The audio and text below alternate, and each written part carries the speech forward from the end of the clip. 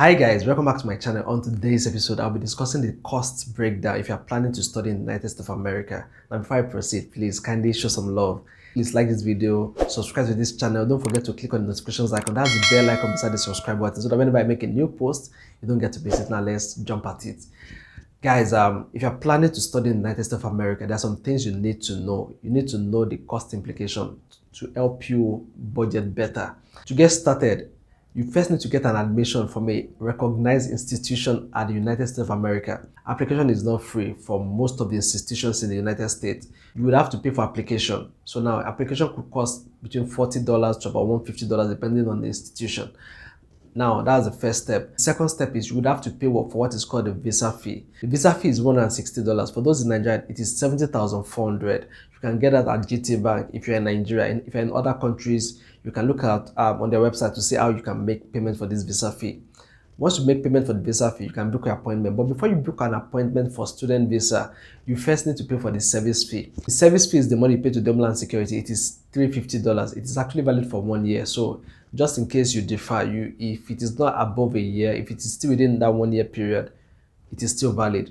Another thing you would have to pay for is what is known as the acceptance fee. Now, for most institutions, it could come as low as $500, for some $1,000. So it just depends on institution. The next one is the school fees. The school fees ranges from $20,000 to about $45,000.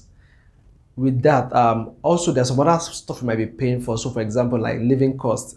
Depending on where you stay or where you're planning to stay in the United States, living costs might range from as low as $900 to as high as $1,500. So it all depends on the area that you're staying and the cost of rent and the cost of living in that particular area. This is why it makes sense to always stay in areas that are not major cities. So for example, it will not make sense to stay in a place like California, like New York, or to stay in LA. It makes sense to look out for schools that are within neighborhoods like village or town settings. That way you won't be spending much. If you're getting the service of an agent, you have to also factor the service, the cost of application and all this kind of stuff. Another thing you would definitely be paying for is flight. Now, right now, normally flight to the United States ranges from as low as $400,000 to as high as $800,000.